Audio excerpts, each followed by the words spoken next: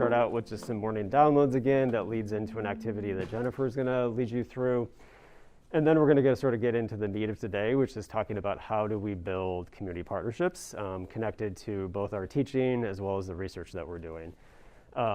You'll notice we're going to end a little bit early here at Merge because we need to scooch ourselves over to our community partner. But before we do that, we're actually going to take some time here to sort of discuss the next steps with the GEC. So one of the things we're excited about is that today is sort of just the ending of the beginning. The point is that this is trying to build a community where we're connected to one another. So we'll talk a little bit about that and some of the other things that are coming. We will then move to Open Heartland after this, and we're giving ourselves about 15 minutes, which honestly I think is a little tight, but that's okay. As soon as we get to Open Heartland, we'll be there to tour the space, and then we're going to do an interview with the executive director so we can sort of hear from her perspective about what it's been like to partner with the university. Okay, so getting to Open Heartland. I've heard from a few people that need rides. That's perfectly fine. Jennifer, me, Noelle, we have space in our cars, so let us know. Otherwise, you can also carpool amongst yourselves, but please do, because there isn't enough parking for 20 different cars at Open Heartland. And we're not going far. It's like 5 blocks that way, so you can easily get back here at the end of our community partner visit.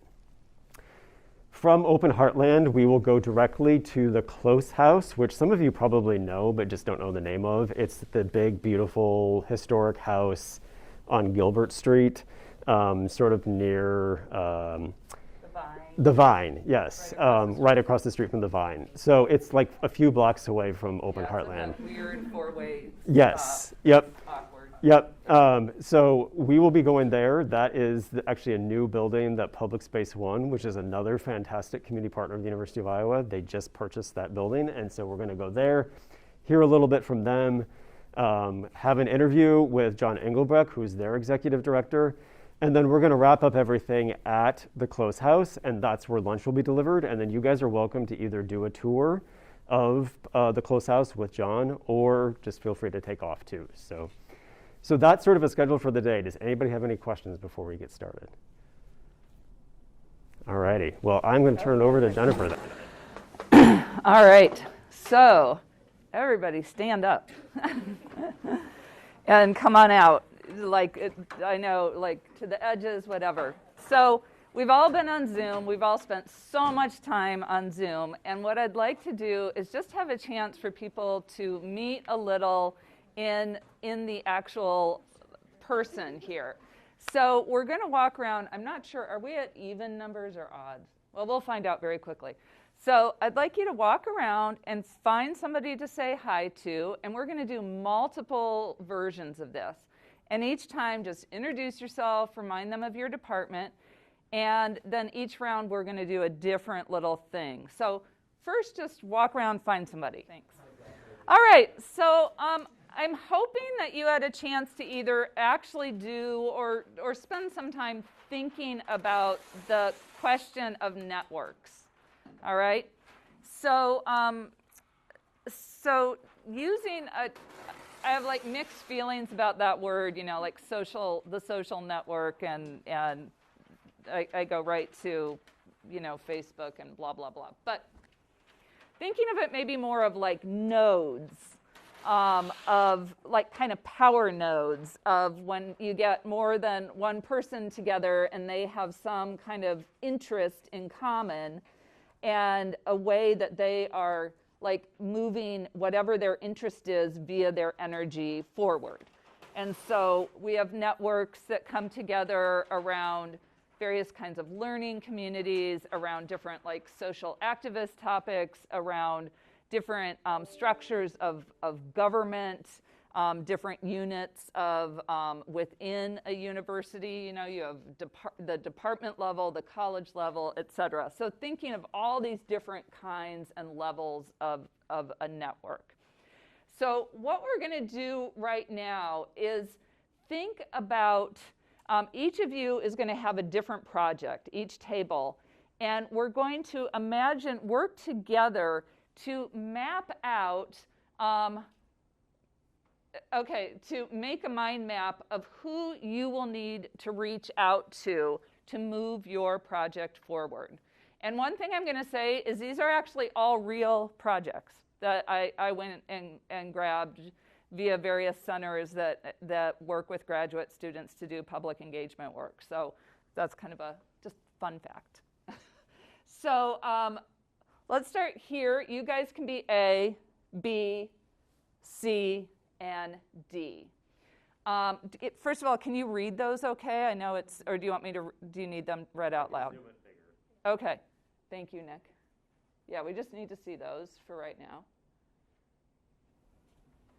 So, and then after you've read them, we can scroll down because there's some things to like maybe help percolate.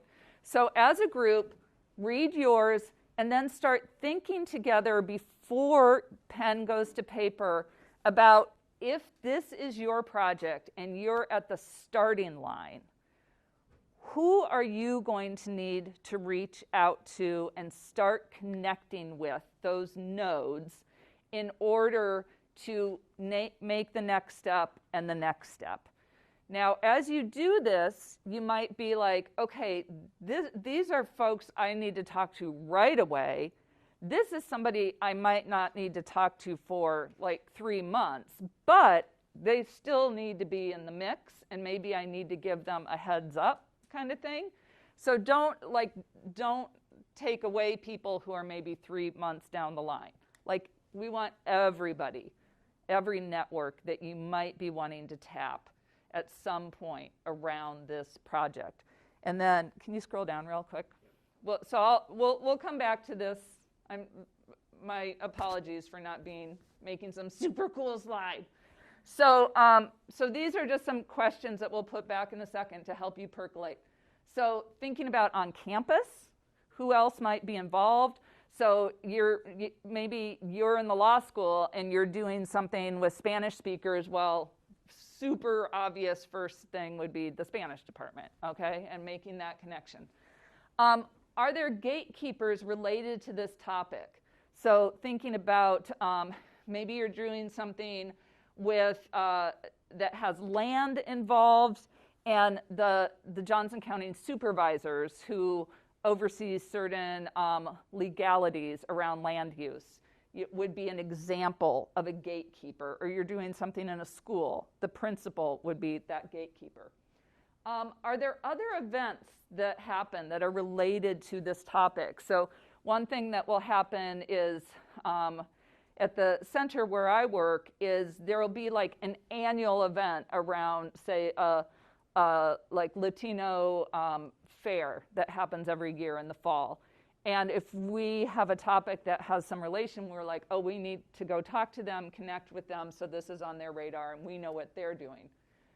Who provides resources that will be helpful to this project? So this starts getting more to the nuts and bolts. Like, do you need to be in contact with the digital studio at the library? Do you need somebody who's going to help you create marketing materials? So those kind of folks, those kind of nodes.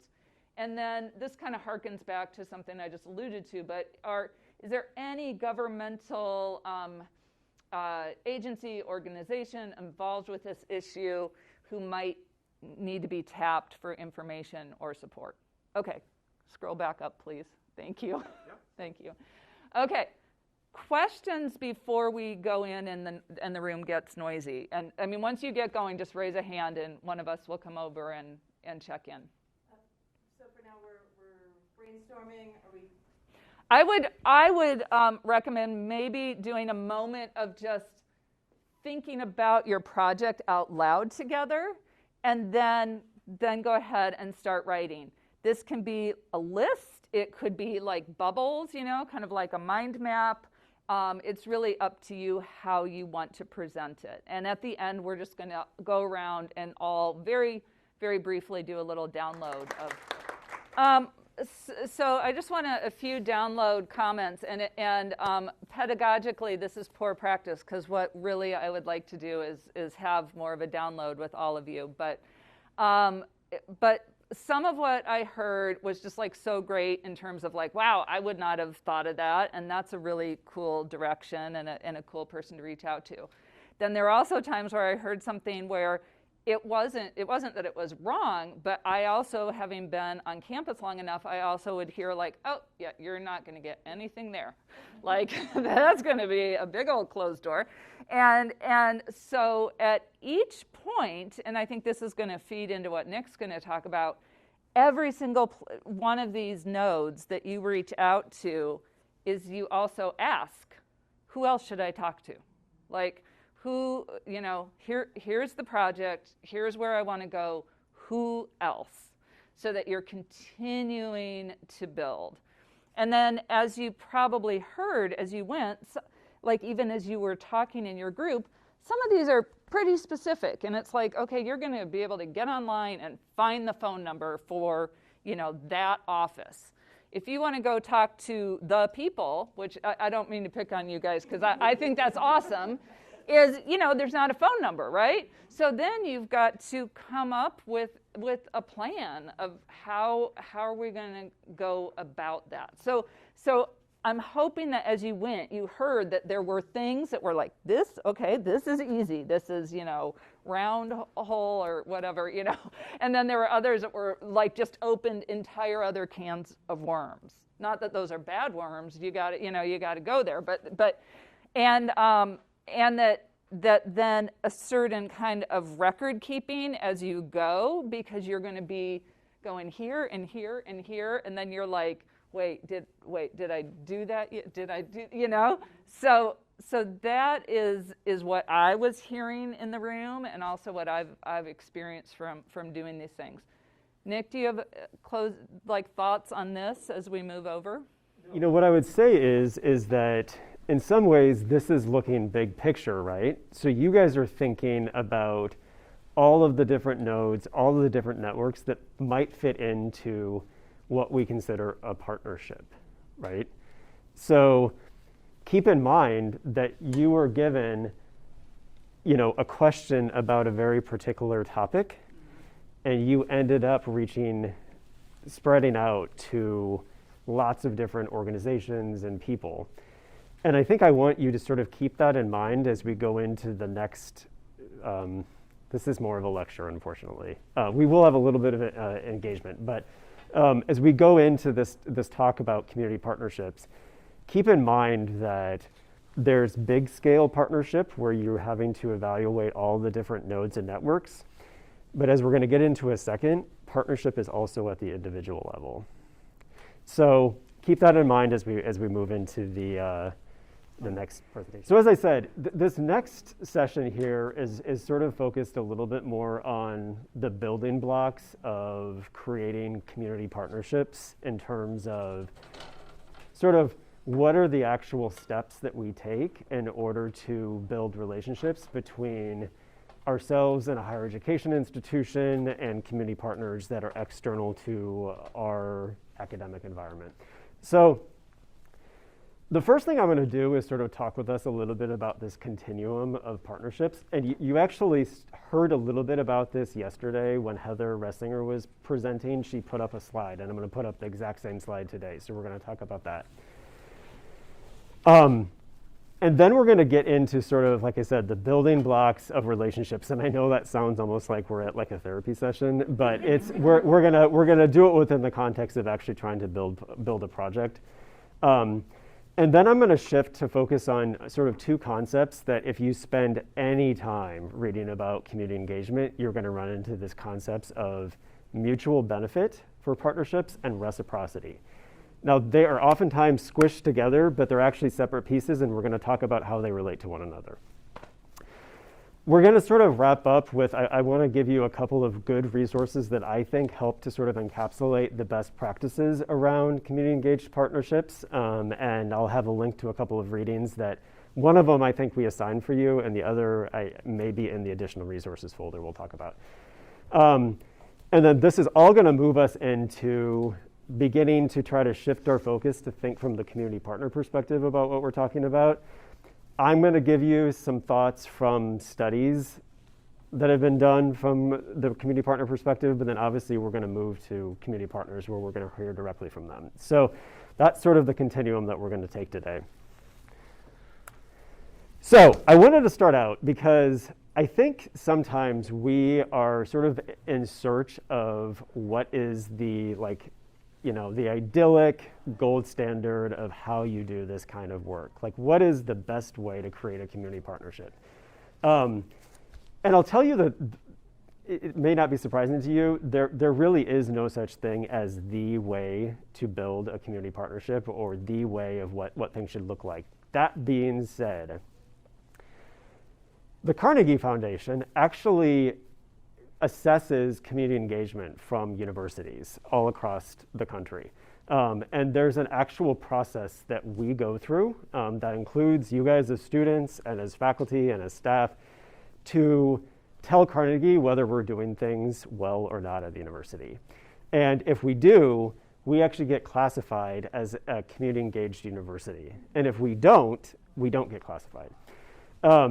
And I tell you that because as a result of that whole process, Carnegie has actually had to come up with what do they think is the best way to create community partnerships? What is the best sort of gold standard for them? And so they've come up with this sort of general, I've actually doctored it just very slightly for today because I think it makes more sense in this context. But basically to them, the best community partnership is developing mutually beneficial, reciprocal relationships between people, projects, organizations, and communities to advance shared goals and objectives. And we're going to talk about those bolded words today. So that's sort of what you're going for with all of this. The question is how do we get there? So that's what we're going to talk a little bit about today. So let's think about this continuum of community engagement. And this is the exact same slide, like I said, that Heather put up yesterday. And this is modified from the International Association for Public Participation. I'll tell you, if you want a source to go to learn about community engagement, this is a great source. And actually, I'm going to link to it again a little later on. So if you look at this continuum, what you're looking at is sort of all of the different levels of the ways in which you could potentially partner with somebody out in the community. And the idea is that you move from the left to the right. You're getting closer and closer to the definition that I just showed you on the previous slide. So here on the left is what we call outreach. And outreach is the idea of a very sort of one-directional information sharing engagement opportunity. And so this is the idea that maybe you go out and you give a presentation to a group. And the idea is you're just sharing your knowledge with them. Or maybe it's the University of Iowa sending some of us out to schools across the state to tell them about what we do at the University of Iowa. There's no other goal than for us just to be sharing our knowledge. It's one directional. What's the purpose of that? Why do we do that? So the purpose is that we're establishing communication channels. So it's opening up the sort of connections between us and the community partner. You can read as we move through the different blocks, you sort of get deeper and deeper into the idea that we're moving from a one direction, I'm sharing information, I'm telling you knowledge, all the way to the far right side, which is we are co-creating knowledge and partnerships together. So it is not the idea that I'm coming out and telling you what is the best way to do something. It's that we are mutually creating together that knowledge and information. And so as you can see, as you move to the right, you're increasing level of community involvement, you're increasing impact, you're increasing trust, and you're increasing communication flow. And we'll talk a little bit more about that in a second. But I tell you this because that previous slide that I showed you that had that gold standard definition, the truth is that it's a stepped process to get there. You don't jump from, right here at the very front all the way to the very end without going through a stepped process. Does that sort of make sense to everybody, this continuum? Okay, great. And one thing that might be interesting to think of is a kind of internal thought exercise is those 4 examples that we all just played with. Yes. Even as you were Yes. talking, you probably could imagine doing these various steps along the way. So, let's say we're starting at the first block and we're just reaching out to somebody. What does that look like? And this is, I know, seems kind of simple, but I think sometimes I even get this question all the time from like tenured faculty who will call me and say, I want to start this project. How do I even get connected to the organization or place that I want to work with? Here's some ideas that you can consider. And this is something that I think all of you, we're going to have actually workshops sort of about these kind of activities moving forward. But these are all things you guys probably already do, and you just don't necessarily think about them as the starting of engagement partnerships. So informational interviews are actually a really great way to sort of get connected with an organization. And the reason why I like informational interviews is because it's grounded in the idea that you're not going out to tell them what you're trying to do. You're going out to try to learn from them what they're doing. Volunteering. So this is something that I think we oftentimes sort of separate from building community partnerships because we think of volunteering as sort of like, I'm going to go out and give 5 hours and then I'm done. But the great thing about volunteering is it gives you the opportunity to give a little bit of your time to an organization. It's very low maintenance on their end. But it gives you the opportunity to learn about the organization, learn about the activities that are going on, and it's also sort of a great way to sort of see who else that organization is working with, because oftentimes when you're volunteering, you're going to see the other entities, the other partnerships that they have going on. Consider attending the organization's event that you're thinking about partnering with. And this has been more difficult with COVID because a lot of events have been canceled, but it's even, there's been a lot of online activity, so that makes it easier for us to attend. Coffee and conversation. Nothing beats just asking somebody to go for a cup of coffee if it's safe. And it can be virtual. So just asking them to meet with you and just in some ways, using the informational interviewing process where you're trying to find out more about what they're doing is a great way to just sort of get things started with them. And I think sometimes we're scared to do that. Like we're scared to just reach out to somebody and say, hey, I'd like to learn more. I have people that do that for our office all the time, and I'm always happy to. I kind of like, I like people thinking, I like people knowing that people are interested in what we're doing. So don't be afraid to do that. And the final thing is that one of the best ways to sort of get over that initial hurdle of reaching out and starting the outreach process is use the networks that, well, I guess you didn't necessarily map out your own networks here, but use this sort of networking mapping exercise to identify who do you know, who are you already connected with, and then maybe they can connect you with the organizations that you're trying to get more connected to. So this initial hurdle is not, it's actually not a scary process, but sometimes it can seem daunting because it's hard for us just to sort of think about the fact that there are people out there that actually do want to engage with us and do want to work with us. And that's the other thing I would just say is that if we're doing this right, community partners are usually interested in working with the University of Iowa. It doesn't, not always, and we will learn about sort of when things don't go well, but.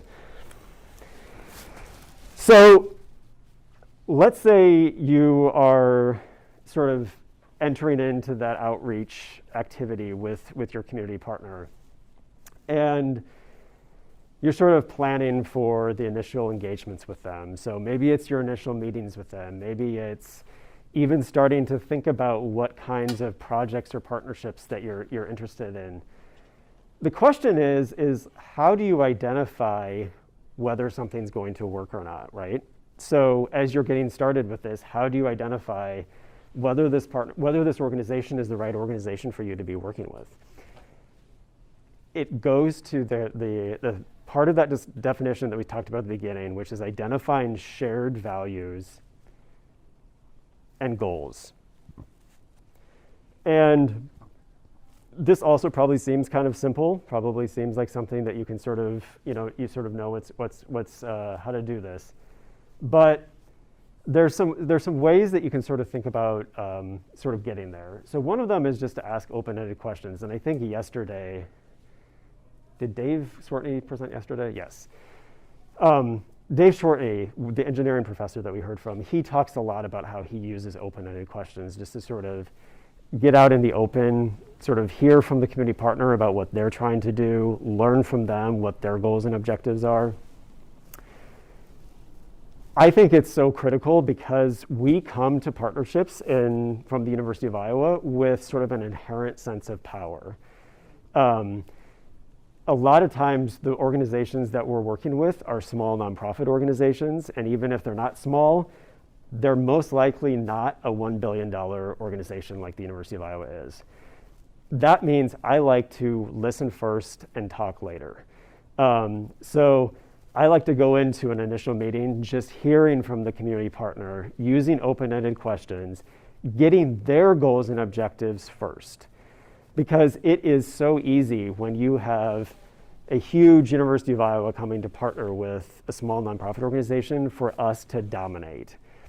And you don't want to start out the partnership like that. Identifying shared goals and objectives and values also takes time. It's not something that you're going to do in one meeting.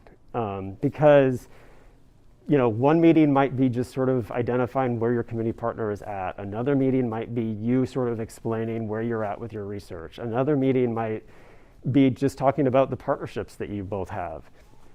Give it time. And so what that means is sometimes I'll have faculty, tenured faculty that will come to me 2 weeks before a huge grant is due, and they'll say, I need a community partner for my grant. Can you get that for me? Oh my gosh. And the answer is definitely not. But it speaks to this idea that this really isn't something that you can just snap your fingers and it's going to happen. It means that you really have to build relationships. And I was in a webinar a year or two ago, sort of one of a really great organization called Campus Compact that sort of advises higher education on community engagement. They were sort of talking about this idea of relationship building. And they said they always think about it sort of as two things. It's people first, connected to the mission. And so if you're building relationships with somebody, you're first and foremost talking to an individual. And therefore, you're building a relationship with that person and then the people that are near them. The second thing then is they have a mission, just like you have a mission. And I don't necessarily mean a mission as in terms of like nonprofit organizations, strategic missions, but I just mean everybody has a mission of what you're trying to accomplish. And the relationships are about combining the people with the mission. And if you sort of think about that, that sort of gives you sort of the basic tenets of how we begin to look at shared goals and objectives. Now, one of the things that I do encourage everybody to do is to actually sort of write down what are your own goals and values and objectives. And sometimes you'll actually see this as part of like what you would develop as like a formal agreement between yourself and your partner. And just as an FYI, if you guys are going through partnership development and you're interested in sort of diving deeper into like partnership agreements and memorandums of understanding, we have templates for that, and we also have a lot of experience with that with our office, so please reach out to us and we're happy to work with you on that.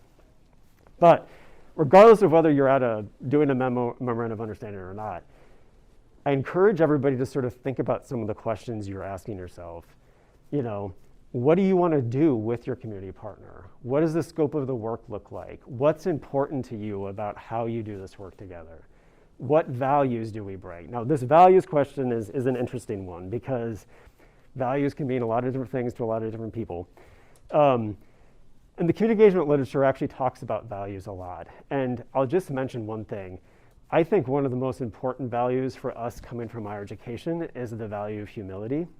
And this is something that's actually been written about a lot because I think even sometimes community partners sort of think of us as we're the experts and they are, the community partner that needs something from us.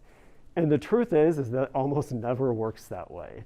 And so one of the best things that we can do in terms of our values is to enter into a partnership with a sense of humility. And so we really do try to model that in our office, and it's definitely something that the literature talks about. So let's try this out. This is a chance for you guys to sort of put yourself in the place of actually thinking about what you would be doing if you developed a partnership. So this is going to be based on a scenario. Can everybody read this mostly? Okay, so here's the scenario that I want to give you guys. You are a junior faculty member at Iowa teaching and conducting research about sustainability and climate change. You're at the beginning stages of developing a partnership with a local organization focused on clean energy. You're considering incorporating this partnership into your course, so that goes to the day one of this orientation. But there might also be an opportunity for your research to be connected. So thinking about what we talked about yesterday with engaged research.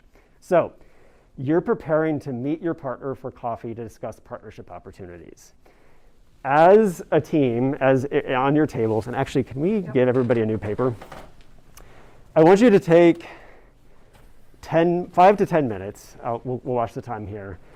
And I want you to think about this shared goals and objectives idea and begin to identify what would be your goals for the meeting. Now, keep in mind, you're the junior faculty member that's meeting with this community partner. So what would your goals be for this meeting?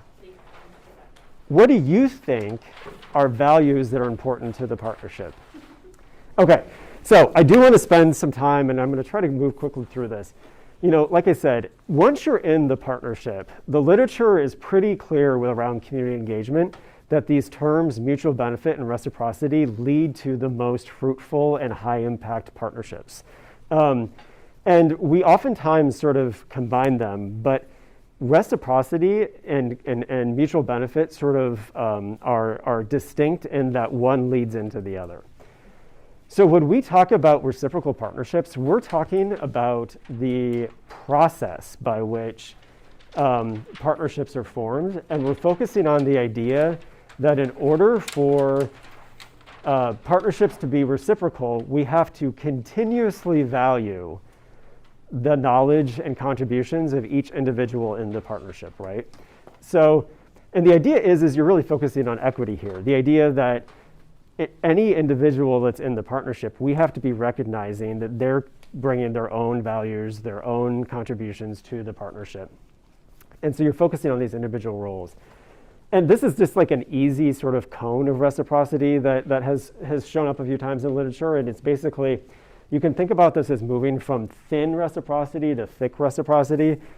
And based on sort of the words that you're using, on, to, for, with. If you're doing work with a community partner, with individuals, it means that you're ensuring that through the process, you're valuing their own contributions, their own knowledge, their own roles in the partnership. If you're thinking about this as I'm doing this to you or on you or for you, it's less about the reciprocal process of valuing their knowledge as it is about us sort of imposing our own beliefs and thoughts on them.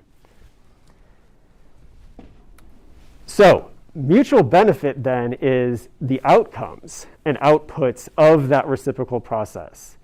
So reciprocity is as you're going through the partnership, you're valuing the knowledge. Mutual benefit is ensuring that as we're building our partnerships, we're focusing on the outputs and outcomes of that partnership. So this is oftentimes what I think we go to in our mind about partnerships, because it's easy for us to get to the end and say, well, really what a successful community engagement partnership is if we've created this iPhone app, which is what this picture is of here. And so that's an output. That's an outcome. The goal is to create this iPhone app as part of this partnership. The truth is that that you don't get to the mutual benefit if you don't go through the reciprocal process of valuing each other's knowledge and ideas. That being said, Some of the best ways to ensure that there's mutual benefit in a partnership I've listed down here. The first thing is to set expectations. So your partner needs to be able to set expectations of what they're hoping the output and outcomes of the partnership are. Agreements. I talked about this a couple of slides ago. One of the things you can do is actually create partnership agreements that outline what are your outcomes and outputs of the partnership that's going to lead you to ensure that you have mutual benefit with this partnership. And finally, deliverables is sort of this term that we use for this, the outcomes, right? And so oftentimes I found that we're sort of scared to go to the point where we're saying, this is actually what's going to happen at the end. This is what is going to be the deliverable of this partnership. But if you do that as part of setting expectations and creating agreements, then there's open and honest conversation among yourself and your community partners, and that ensures that you're moving towards mutual benefit. So those are the two terms to always sort of think about as you're considering how you're developing your partnerships. Yep. So something that also was like, I remember a light bulb moment for me in learning about all this along the way was that what's going to make this a success for the university side and what's going to make it a success for the community partner are usually different things. So like, to just pick on this image, like the university side, maybe it was a class that got the experience of building an app. The other side, the community partner, is getting a service. They're getting something made for them that otherwise they were going to have to go out and pay for, and now it is an app that their audience, their members, are going to be able to use. So they're not usually going to be the same thing. And that's particularly true when you're thinking about this mutual benefit concept, right? It's less true when you're thinking about the reciprocal process, because then you're all focused on the unique values that each individual is bringing to the partnership. But Jennifer is absolutely right with mutual benefit. Oftentimes you're seeing distinct benefits between the university and the community partner. So I think it's really good for us to sort of take a step outside of the academic bubble and think about, or the university bubble, and think about how community partners are perceiving what we just talked about. And sort of think about what are some of the things that community partners have been telling researchers and have been telling community engagement professionals about these kinds of partnerships. This is directly coming from a reading that I think we assigned to you guys, Perceptions of Partnership Study, which was done by Campus Compact. But I wanted to pull out a few things here because I think that this is really speaking to some practical things that we can consider when we're developing our community partnerships. The first thing is that successful partnerships require a solid foundation. And this goes back to what we were just talking about advancing shared goals and objectives, needing to take your time, listening and learning. The idea is that we don't jump from not knowing each other to a fantastic partnership without building that foundation. If you're involving students in your community partnerships, if you have, whether it's because you're teaching a course that's involved in a partnership, or you have students working on your research projects with you, it's really critical to ensure that you have effective management of those students. We're going to have specific workshops about student management and sort of community engaged learning, service learning in the future, so keep an eye out on that. Investing time and capacity can be difficult, and this is something that I think is part of sort of that honest conversation that you have with your community partner from the beginning when you're identifying goals and objectives, is to recognize what are their capacity constraints and what are your capacity constraints, and then setting your partnership around that. This is the number one thing that I think is so important for us to always remember when we think about partnerships, and that is that partnerships exist between individuals. At the end of the day, what's going to make this work is your relationship with somebody, not this broader issue of the University of Iowa and so organization. It's the individual relationships. And that means that going through all the things we just talked about identifying your own goals and objectives, preparing yourself for meetings, all of those things, that helps to build that individual relationships. The final thing I'll just say about this is that I think oftentimes we forget about the complexity of our own organization. It is difficult for community partners, and this is something that I think you're probably going to hear from both of our community partners today. Even community partners that are here in Iowa City, a block away, they have trouble navigating our complex system. Even just the idea of like our timetable of like we can only work from August 20th to December 17th, and then we take an entire month off. All of the complexities of higher education mean that we really have to be cognizant of that when we're partnering with community partners, and that sort of speaks to this idea of a power imbalance that can happen, where we sort of can too easily set the stage and set the agenda for what this might look like because we're such a large organization and we're very unique in the way we operate. So just keep those things in mind as you're thinking about developing your community partnerships and evaluating what the way that community partners are perceiving us. And so the final thing I'll just say here is there's this phrase that has been used before by a president emeritus of the University of Iowa. His name's Sandy Boyd. He's one of my favorite people on campus. And he's always talked about the importance of doing good well. And what that means is that, and I haven't talked to you guys about this before, have I? I always tell people this story. So if I've already said this, I apologize. Doing good is, I think we probably inherently think of community engagement as a good thing, right? Doing community engagement is a good thing. But if we don't do that good well, we can have serious unintended consequences. And the problem with community engagement is that unintended consequences are not us. It happens to people external to the university. So I want to point you to another fantastic resource about sort of the principles of doing good well. And that is there was a collaborative project from the National Coalition for Dialogue and Deliberation in collaboration with the Public Participation Association.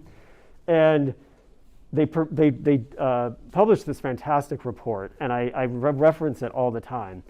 And these are some of sort of the key principles that I like to sort of just always keep in the back of my mind when I'm thinking about building community partnerships.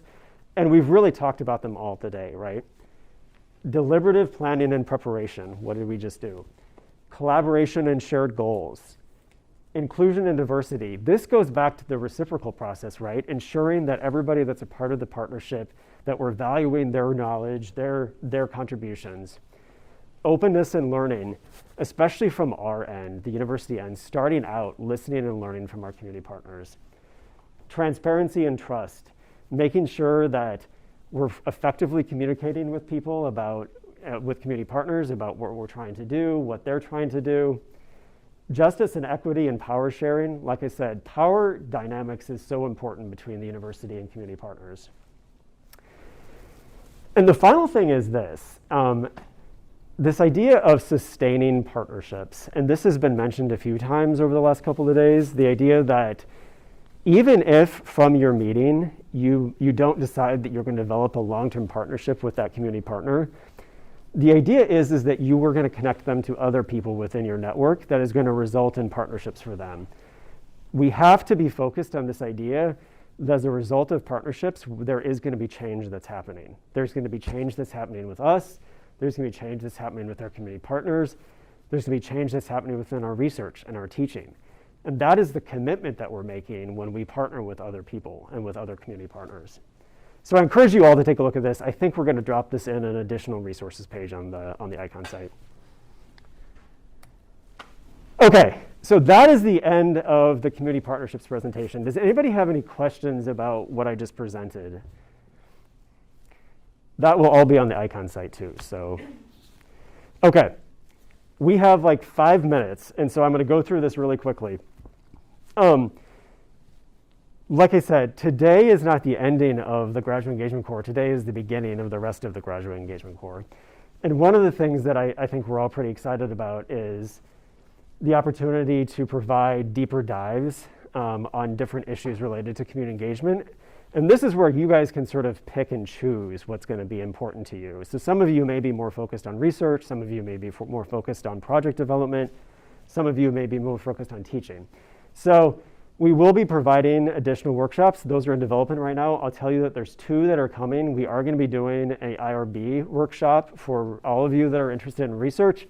I can tell you there's an interesting process that you go through when you're trying to do community engaged research connected to IRB. So we're going to be doing a workshop on that specifically.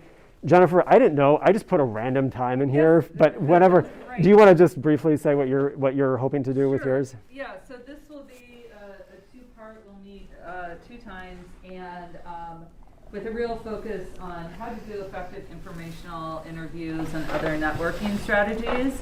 And part of it will be a sort of accountability, so that we'll all make goals of doing a number of these, and we'll practice and learn about it in the first session. We'll go out and do some, and then get back together and download on the second session. So the other thing I would say with this is that I mentioned we're developing one around community engaged teaching. Let us know, based on what we've been discussing over the last 3 days, what are the things you want to know more about? Because obviously this is like just scratching the surface of all of this. And so I would encourage all of you to reach out to us to let us know what kinds of specific workshops you want. Keep in mind, these are all specific just to you guys. So that's part of the whole purpose of this, is to continue to create a community and keep us all sort of connected to one another. Funding. So the other thing that I'm super excited about with this program is that there is funding that's available for you all. So we are launching the grant program for this cohort probably late summer-ish. I don't know. We're still trying to figure this out. And there's basically just a couple of requirements. So one is that you attend this. So you guys have already done that. So great. The other is that we're probably going to ask that you attend a couple of additional workshops that are deeper dives into whatever things you guys are doing, whether it's engaged research or engaged teaching.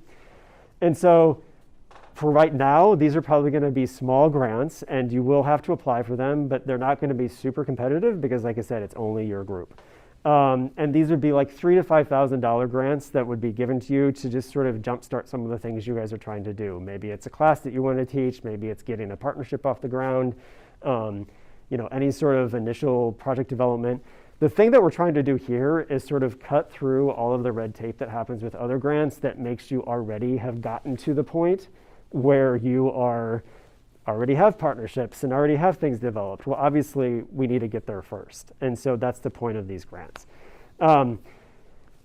All of this is going to be, we're going to be giving updates and everything via Icon. And that's the last slide that I just want to say here, is that we are trying to sort of build a community for you guys. This is obviously different in COVID because it's great for us to get together like this, but this isn't always going to be able to happen. So we are going to try to use the Icon site for updates, useful information for articles. I'll be trying to post things on there from time to time. We also are hoping to use this as a place where you guys can sort of pose questions to the community that you might have or consider. I know that this is useful for me and my professional networks that I have. We have these little forums where we pose networks to each other. The other thing I would just encourage you guys all to do is to follow up with the people that you've met as part of this orientation, if they're connected to the kind of things that you guys are doing. And that's really a great way for you to sort of practice some of the things we just talked about reaching out to them, asking them to coffee, asking them to learn a little bit more about what they're doing. I would also encourage all of you to keep connected with one another. And so hopefully that's what we're just starting to build today. And the final thing I'll say is that both my office, the Office of Community Engagement, and the Obermann Center, this is what we like. This is our passion. This is what we love doing. So please, reach out to us. Let us know how we can help you with what you're doing. We're really here for you guys, and this is really our mission. And so I'm hoping that this is just the beginning. What I want to do now is sort of shift a little bit from talking specifically about Open Heartland as an organization to talking about Open Heartland and your partnerships. And particularly thinking about your partnerships with the University of Iowa. And one of the things we've been talking today about is sort of the different perspectives that we all bring to partnerships and the different approaches that we bring to partnerships. And so I wanted to start out by just giving you a chance to talk a little bit about what are the different kinds of partnerships that Open Heartland has with the University of Iowa. It could be partnerships with students, it could be partnerships with staff, it could be partnerships with the hospital. Could you talk a little bit about how Open Heartland works with the University of Iowa? I made a list because I didn't want to forget anyone. So obviously, when we started Open Heartland, one of the main needs we had was just volunteer help. And so we work with university students that we recruit. So we go to the College of Ed, we went to the Spanish and Portuguese department, different departments, and to Tippy and saying, are there students who want volunteer opportunities? We need tutors, we need people to facilitate kid activities. And so we have a few students that we work with that way. It was really helpful. We developed some really strong relationships. So students, once they came here, got to know the families. We had a lot of students who returned week after week, month after month. That was probably the first way. One of the things that's really unique and different, I think, about Open Heartland is that we are all about relationship building. Anything we do, everything we do, it's about building relationships. And so partnerships and collaboration are really important to us, not just with the university, but among our clients, the families that we serve. And so we also feel that as a nonprofit, whoever is like in this sort of leadership organizational role, like me, like Elizabeth, other people on our board of directors, we should not be the ones making the decisions as to the type of work that we do. The families we serve are who should be guiding the work that we do. So we formed a leadership team. And so we have one or two people from each of the mobile home communities that we serve and apartment complexes as well. So we have a team of about 12 people. And we do this once a quarter. We do sort of a wisdom trail activity. So we get all our big ideas up on the wall, what's really needed by the families, and then we start siphoning it down to what's possible. The first time we did this, the biggest need families had was healthcare. Being undocumented, you don't have health insurance. And so they're saying to Elizabeth and I, what can you do to get us health care? And we have no idea. So we started reaching out to UIHC. There's a mobile medical clinic that we had never heard of. And we got a contact there. One thing led to another. And so we are now doing mobile medical clinics with UIHC once every 6 weeks. We've also done 5 different COVID vaccine clinics for adults, 2 for kids.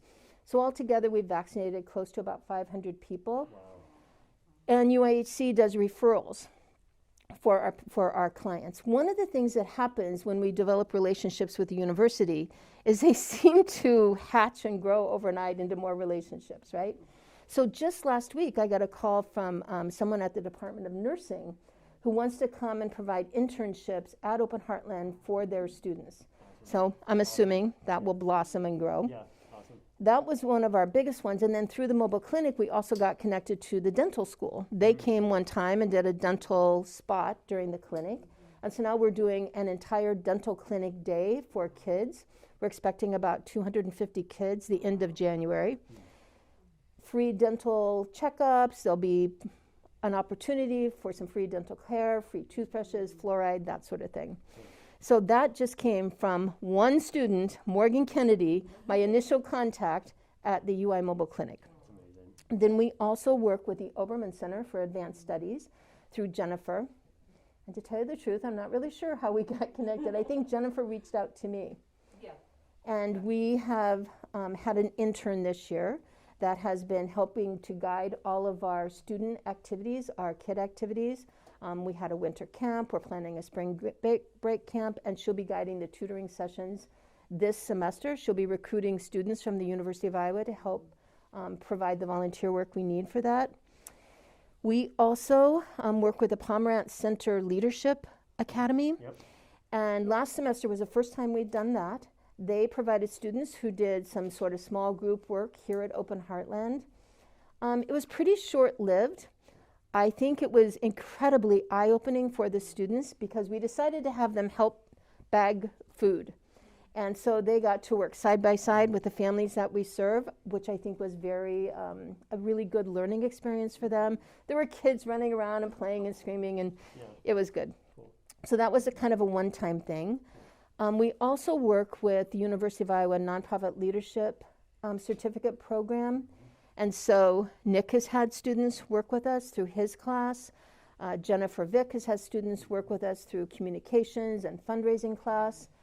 And I have to say that those partnerships through Tippy and through the journalism department have been hopefully valuable for the students, incredibly valuable for us, because they actually have turned out products or turned out things, strategies, items that we can use internally for Open Heartland that we've never had time to do.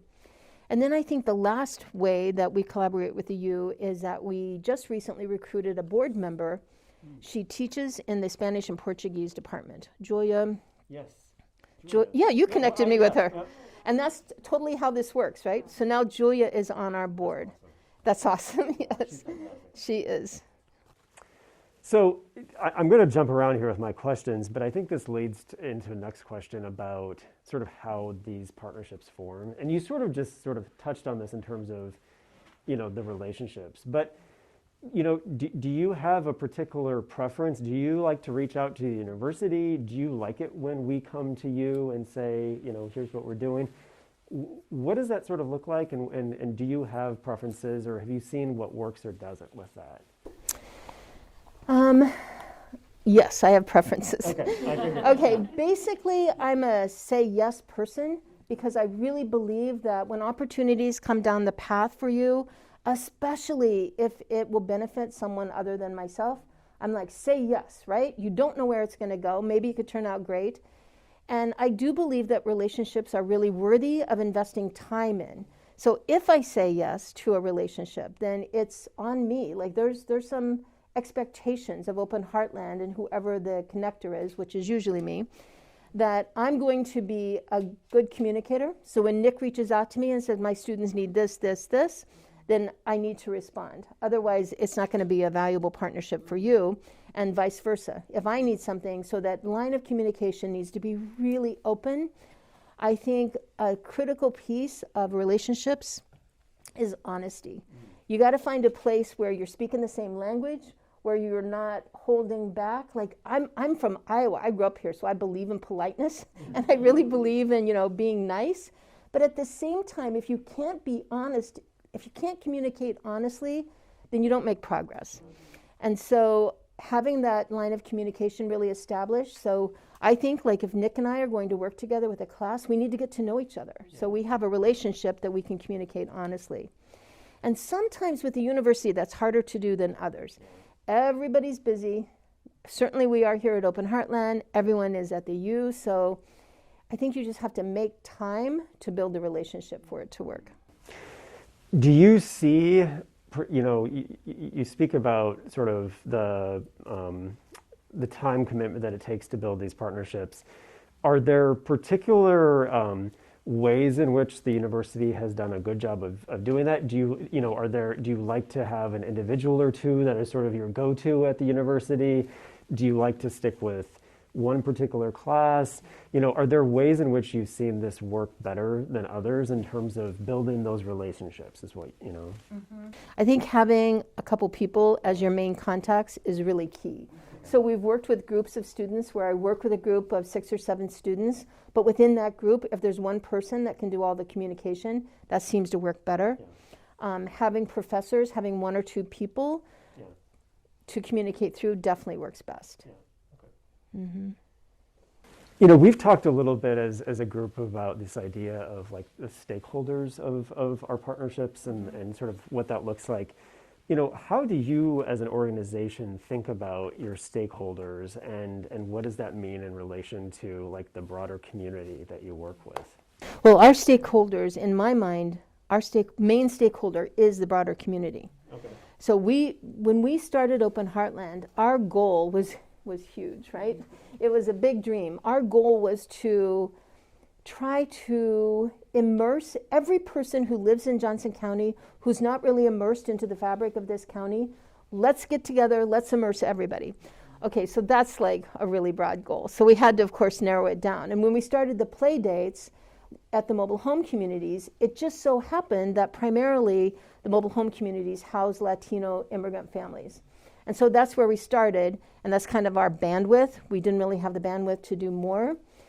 So even though the focus of Open Heartland is on Latino immigrant families, our bigger goal is the whole community. So the first couple years, we've just been focusing on basic needs, making sure everyone has money to pay their rent, has food on the table, Kids can go to school, especially with online school. They have the tutoring support they need, education classes, enrichment classes.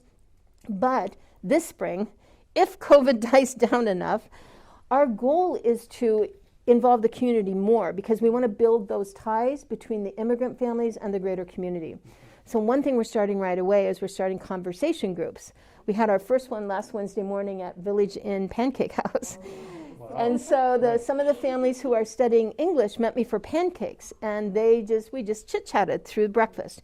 And it was so positive and valuable to them, I believe, and I loved it. We want to start these conversation groups so community members can come in who are native English speakers and just sit and have coffee and talk and catch up. So not only will it help the families learn to speak English better, but it will build those relationships and those connections between the community. And that's just one example. We have a lot of plans how to do that. So I think it's important as it is to talk about things that go well, it's also important to sort of think about when things maybe haven't gone so well. Mm-hmm. And so I wonder if you can talk about some times in which you've had some stumbles or challenges with partnerships, and particularly as you think about it as a relationship to the university. Mm-hmm. Where have you seen the challenges and maybe there's a specific example where things didn't go very well, but from your perspective as a community partner, what does that look like? I think the best example of something that didn't quite hit the mark was a university class, a group that we met at the beginning of the semester over Zoom. We mapped out all of the projects that the students wanted to work on, and then I never heard from them again for like 8 weeks. And by the time 8 weeks rolled around, so it's almost time that the projects are due, and we've got 100 things on our plate, so it's really hard to carve out the time. So that, I think, was a fail. I mean, we worked it out, we made it work, but having too much time go by is rough. I think also, when you work with student groups, it's really important to have a connector, a professor, an adult connector. So like with the intern that we have through Obermann, and actually I got an intern through social work, and this happened too. The intern is pretty independent. They know what they need to do. This is I think a graduate student in both cases. And so we just assumed that they were pretty independent, knew what they were doing. And I think Open Heartland should have provided more oversight, as well as the university providing more oversight. One of the things we're doing this semester is Jennifer and I are meeting with our intern, I think bi-weekly, just to touch base, just to make sure everybody's still on track. So again, it comes back to that communication piece. Communication is so important, and we've discussed that. That is probably the central tenet of ensuring effective partnerships.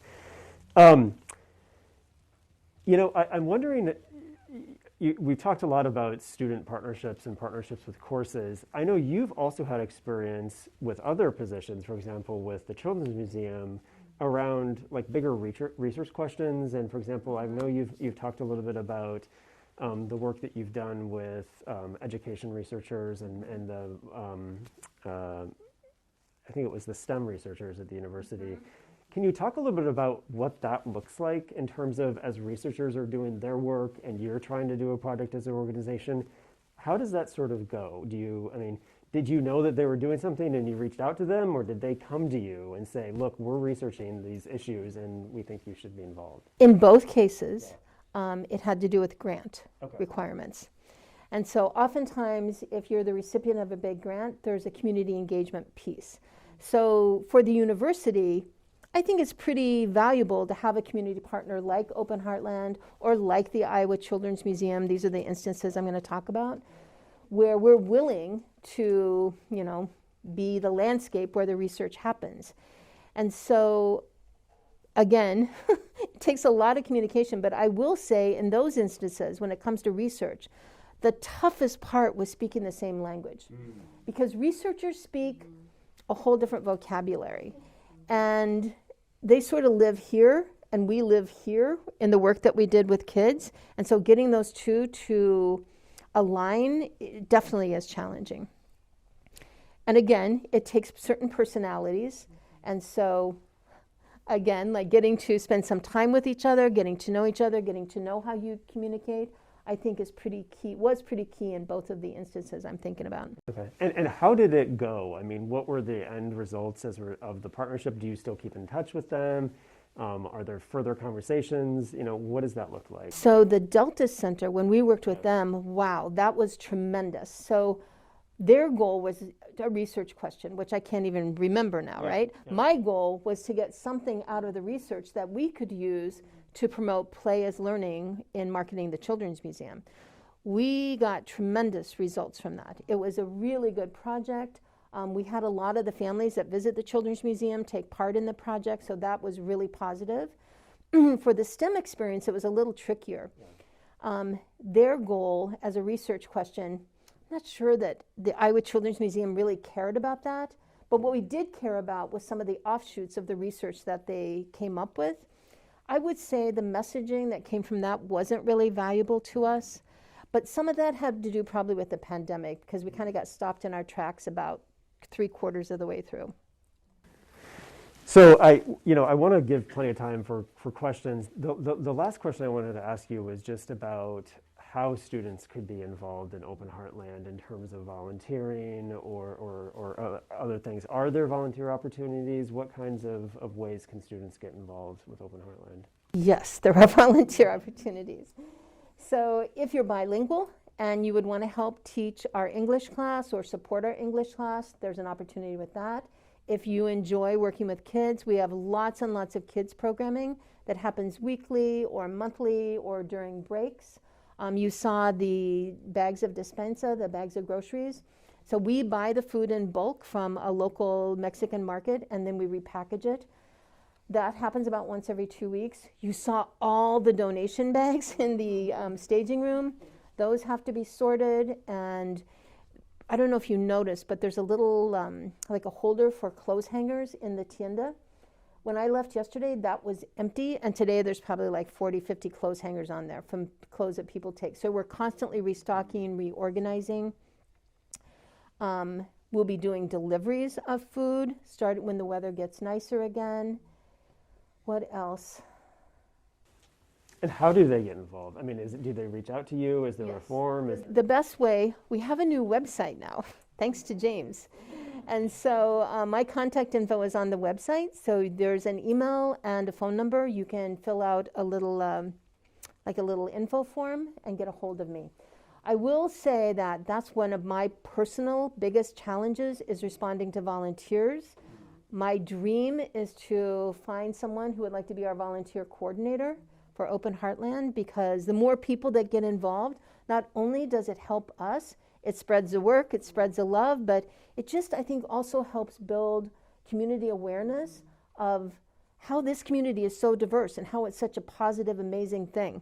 So the more people that get involved, the better. I also wanted to note that one of the Humanities for the Public Good internships, which is a paid summer position for this upcoming summer, is with Open Heartland doing oral histories of some of the community here, and with training in oral history from Aidan Bettine.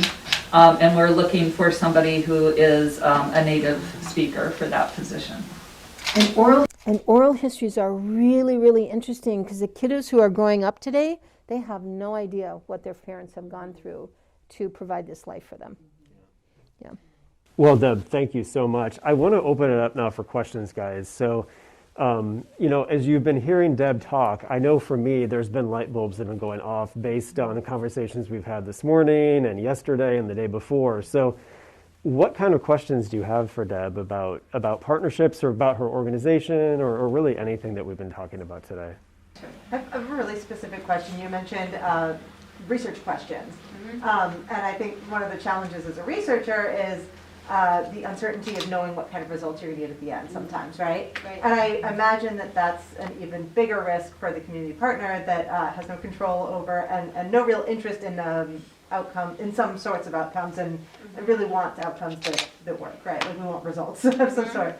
How, I guess, are there strategies that partners have used that have helped to minimize that uncertainty and the risk of that uncertainty?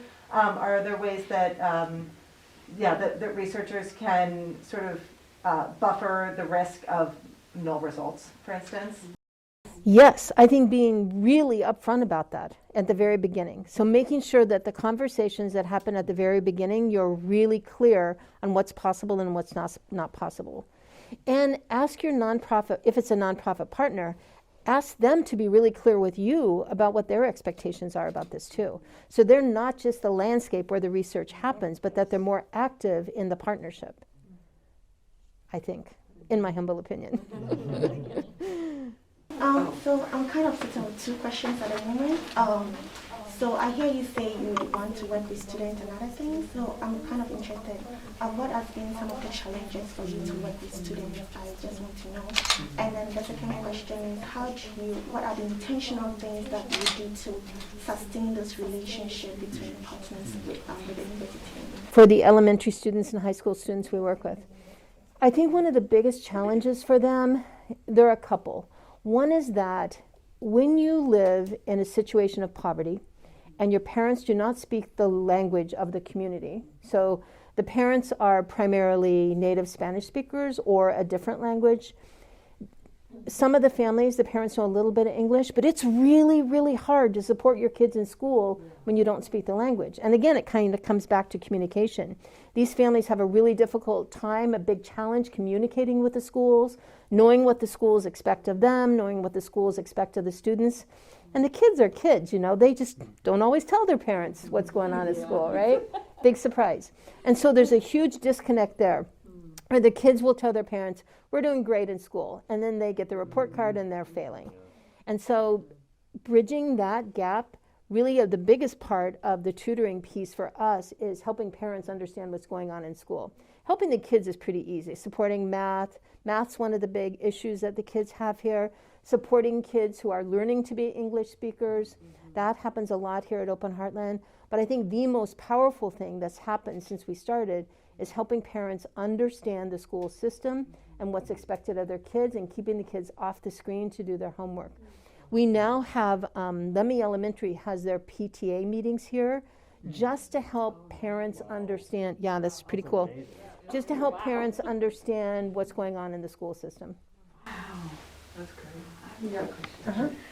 More practically, do you accept donations for clothes for adults as well? Oh, please, yes. Okay, do we just, how do I get, I So have we- some for you. Okay, good. We are open Monday through Friday, 2 to 5, every day. Someone's here.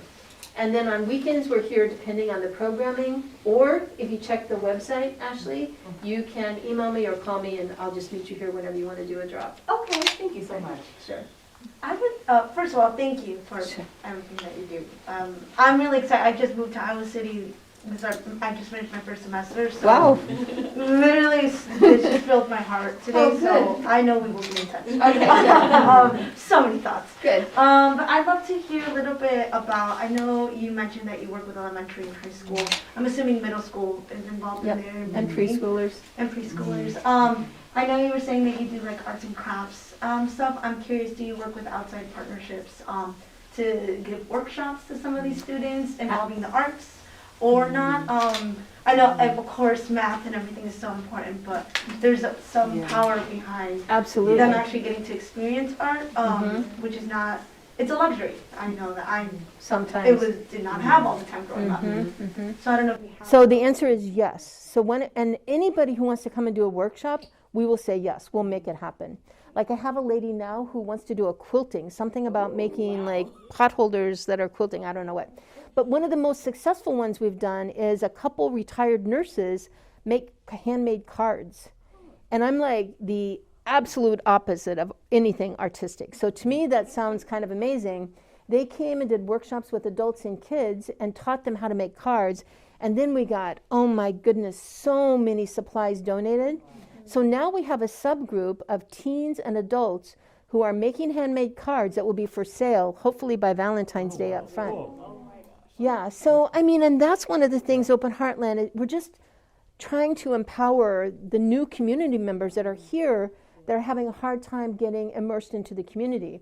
And finances are a big piece of that. And so just giving people an opportunity to do a little cash business. Yeah. So sewing club, art, yes. If anybody, you know of anyone who wants to come do a workshop or a training, we would love to do that. Yes. I have a question going back to communication preferences. You said that you like to have a pinpoint faculty member or a professor.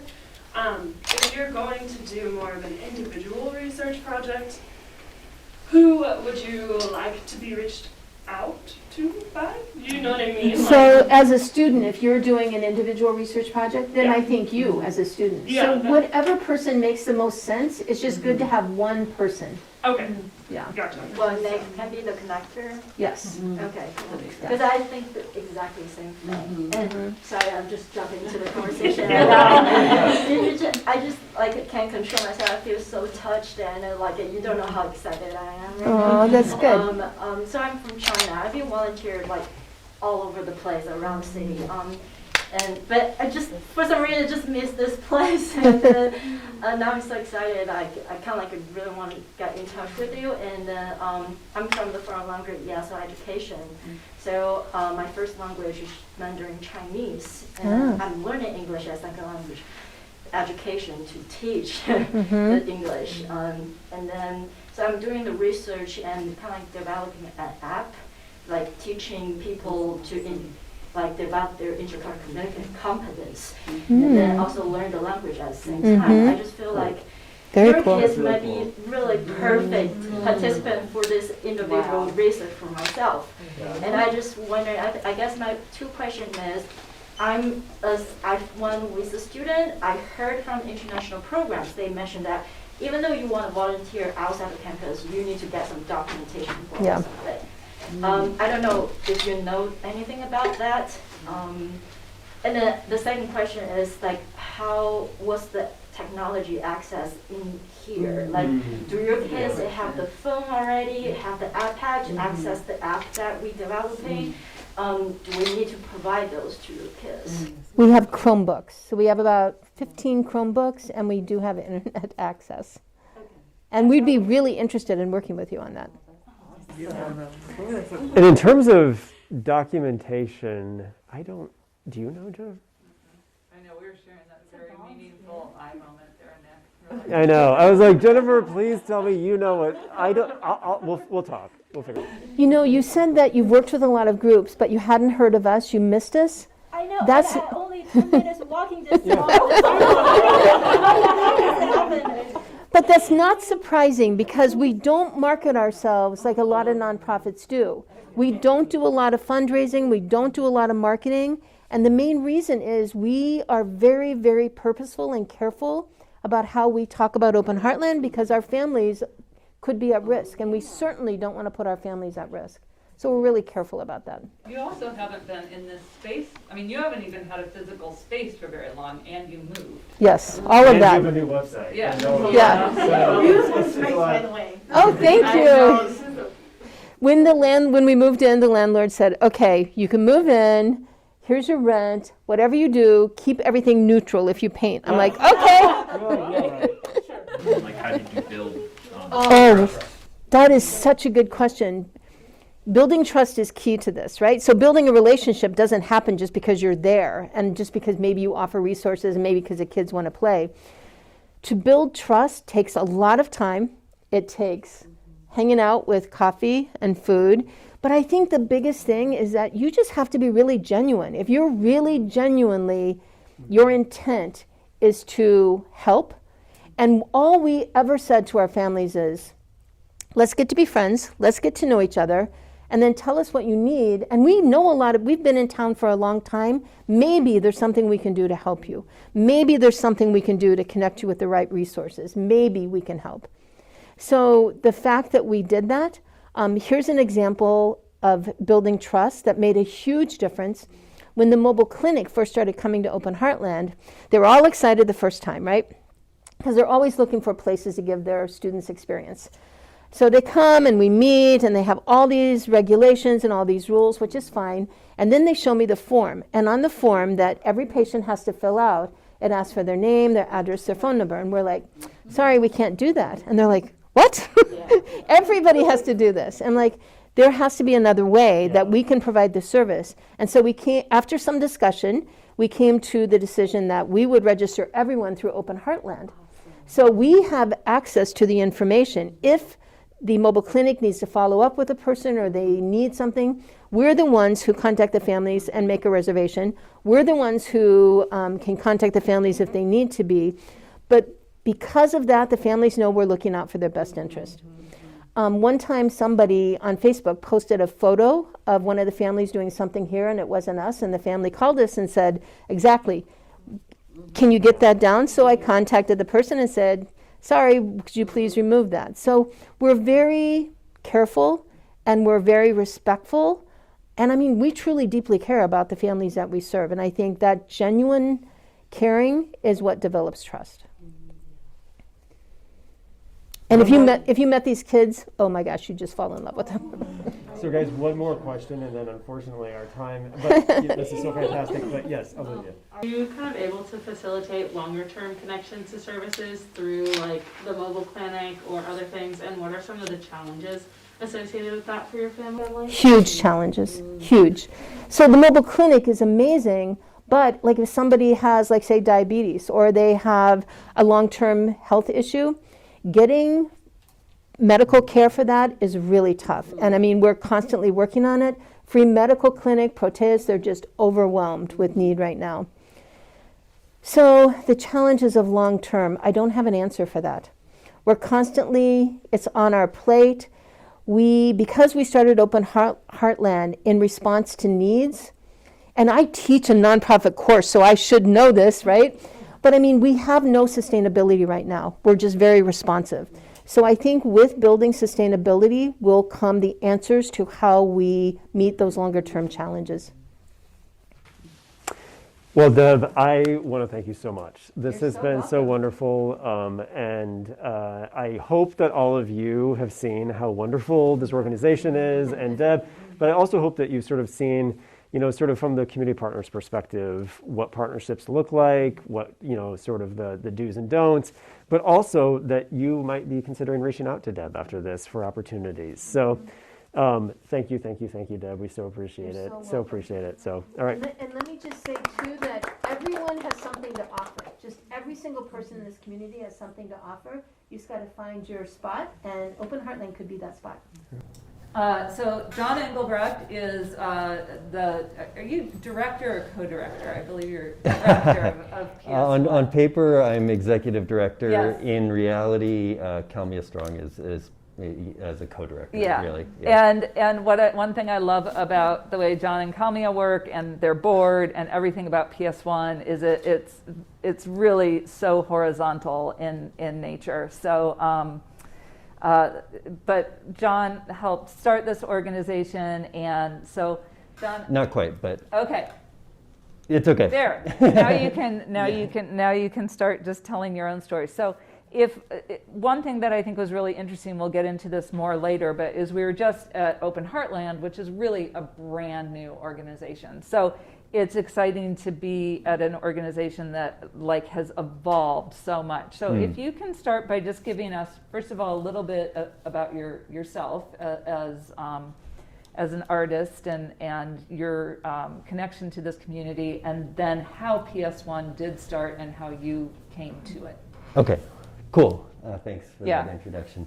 I always have to correct people because a lot of people recognize me as kind of the current iteration of PS1, and there's some truth to that because it's changed a lot. But I came to Iowa City 20 years ago with the hopes of going to grad school here for photography. I wanted to get my MFA in photo here. I was in town working, raising a family. My kids were 1.5 and 4.5 when we moved here, and now they're both in school at Iowa. So that's how long I've been in Iowa City. I came here, I worked for a couple of years, started taking some art classes, getting to know professors, got into the MFA program in photography in 2006, having a background as a very much darkroom rat, what we would call a darkroom rat, a technical term in photography, meaning I was pretty introverted, liked to spend long hours in making prints, and And after 3 years of grad school, I kind of had, my practice had gone from being this really introverted one to being one that was put itself in very social situations with collaborations, doing everything from performance art to intermediate drawing, and just really seeing the kind of ephemeral or transitional, or I don't know what word I'm looking for, but the process of art making as much my medium as any one particular medium within it. And I had my MFA show at the old PS1, or maybe you had another old there. It was in the basement of the Jefferson Building, which was its kind of third location, so it had a couple locations before I got involved. It was started the same time I moved to town, but I didn't really know about it for the first almost decade I was here. For the first 8 or 9 years, I just learned when I was finishing up my grad degree, and a friend said, hey, I'm having art shows in this gallery space, and I begged him to let me do my MFA thesis show at Public Space 1, and I did that, and during the month I had my show, I kept hours, and then one thing led to another, and he said, oh, I'm moving on doing some, do you want this role, which was completely voluntary, and I was like, yeah, I'll take the role. And that was 12 years ago now. But PS1 was started by actually undergrad students at Iowa who had taken classes with David Gould and been inspired to apply creativity to service to the community. And under the name of an umbrella organization that they created called the James Gang, which still exists as a nonprofit in Iowa City, various things were born. And Public Space 1 was kind of the first physical iteration of the James Gang's mantra, which was to be a platform for creative expression tied with community. Yeah, there's chairs up here, and don't be shy. Come on.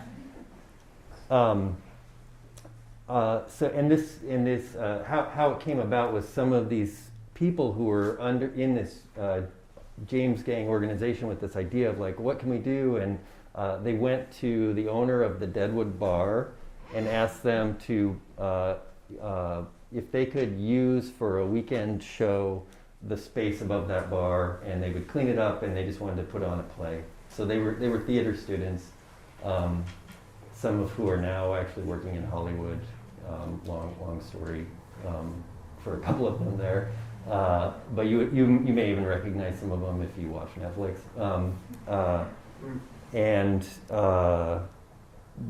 And they did this show, and they said, well, can we do one another month from now? Can we do, and basically the owner of the Deadwood gave them, as long as you take care of it, as long as people, don't drink up there, come down to the bar to drink, I guess, or whatever, or, I'll keep, lending you that space. And so for the first, in that space, and then in the next space where I learned of PS1, they were kind of handshake lease agreements, and it was really about just being persistent in trying to find who owns what, and saying, hey, can we utilize this space to make something happen? And this is probably a story that's pretty common to alternative art spaces and how they are formed. And after I started getting involved, my first year or two with PS1, I was really I was out of grad school, but wanting to be with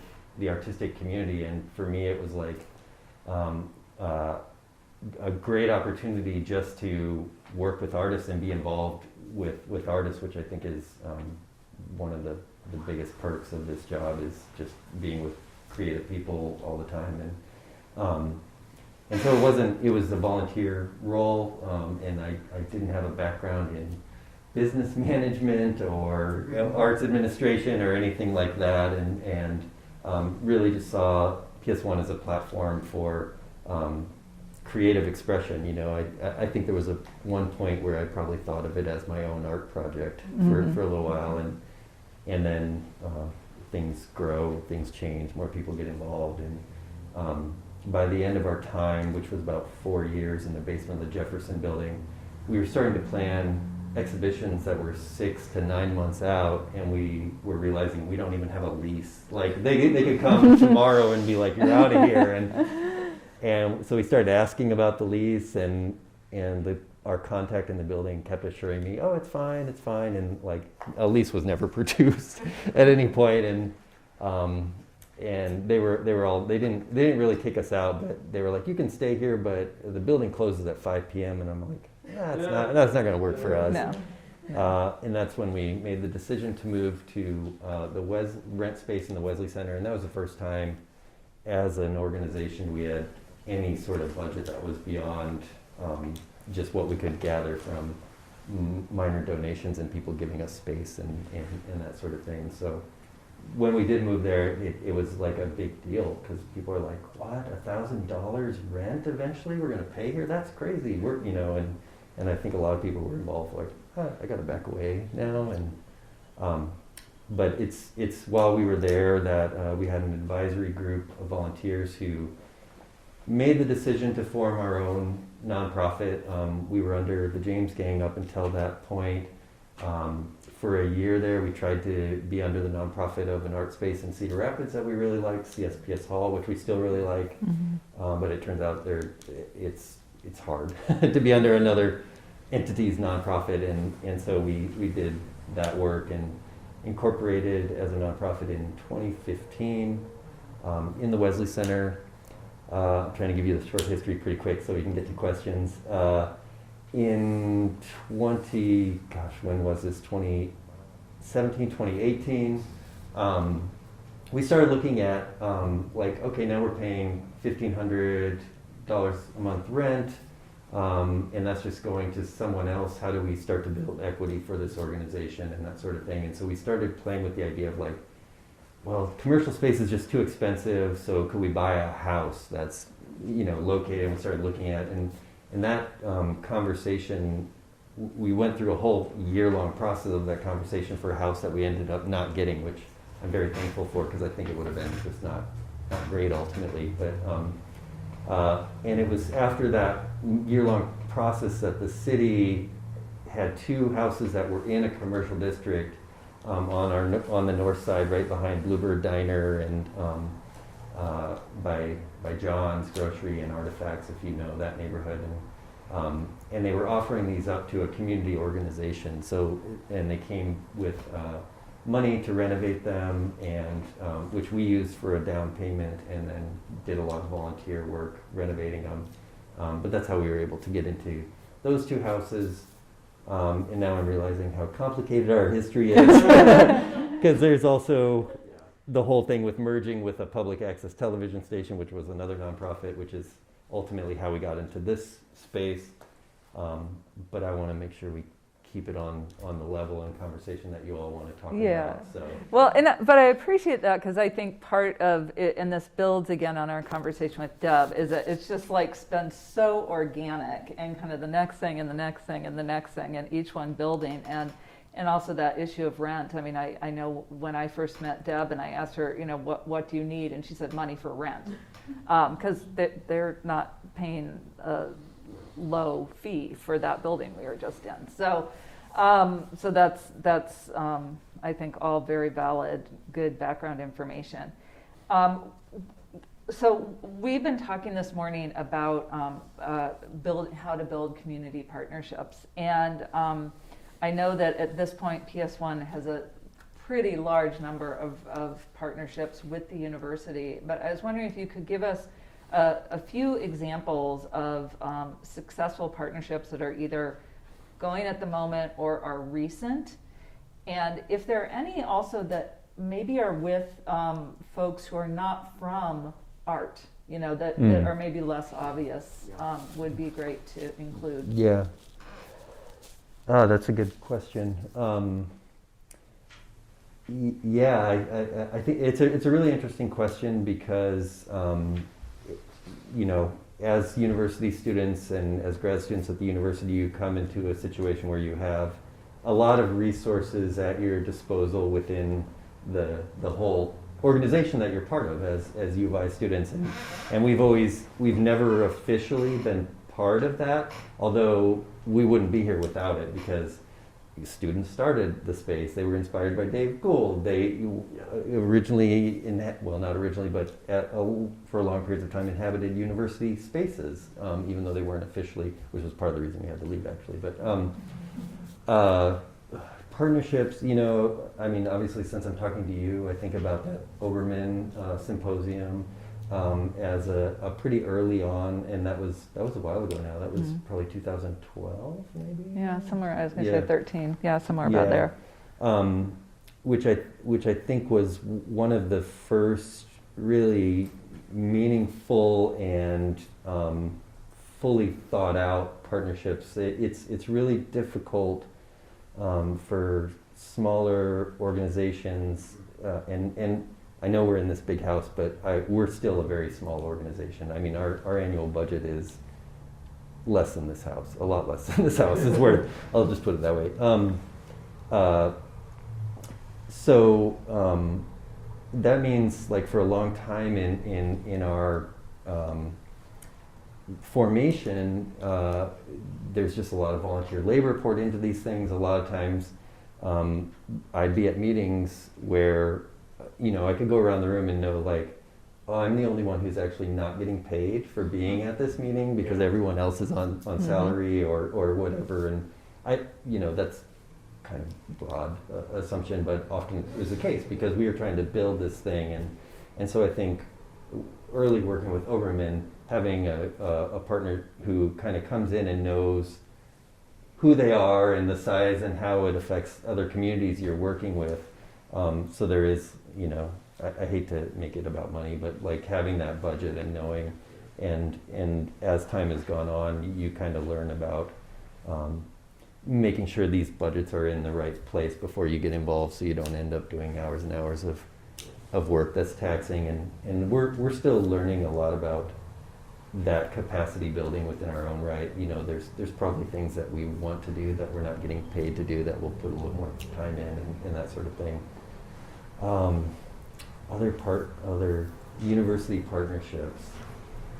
And that could be research, faculty member or graduate student who has some kind of research that they're involving PS1 in, or a class that they're involving PS1 with. Yeah.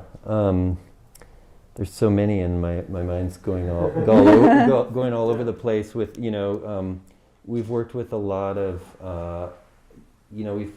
some of the departments that I feel like we're really close to would be within the writing program. I feel like we're pretty close to some, and some has to do with, we have the Center for Afrofuturist Studies, and it was formed by a writer who came here who was in the poetry workshop, and that has led to a lot of project collaborations. I'm thinking about, we worked with Lucy for a kind of expansive exhibition called Reframing the City, which was a really fun project because it involved, it was kind of Lucy wanted to, I can't remember what the celebration was for, a 50... It's for the Urban Planning 50th reunion, or 50th anniversary. Yeah, and Lucy was really wanting to think outside the box, and so we had this exhibition called Reframing the City, and it was a group show exhibition in our space, but then there were also, we made a huge inflatable pyramid for part of it, and had a day on the Ped Mall with this, just to talk about different urban spaces. And it was, at the time, it was right at the base of the one, kind of taller building that we have now. Of course, we have like 4 or 5 taller buildings downtown, but, and just creating that kind of contrast in space. And, I think the ongoing partnerships, I think they get better once you start to work with groups and people know that you're an entity that's not just popping up and then going away and that sort of thing. So kind of with everything that we're trying to do is just like, how do you stretch that time of engagement out? And this is, we try and apply that to when we work on, you know, projects with various university departments, but it kind of came to us in working again with the CAS residency, because we had worked with artists for a year or two before they'd even show up for residency. So it's very much not your typical residency where you put out a call and you get some artists and then you wait for them to come and then they come and then they're gone.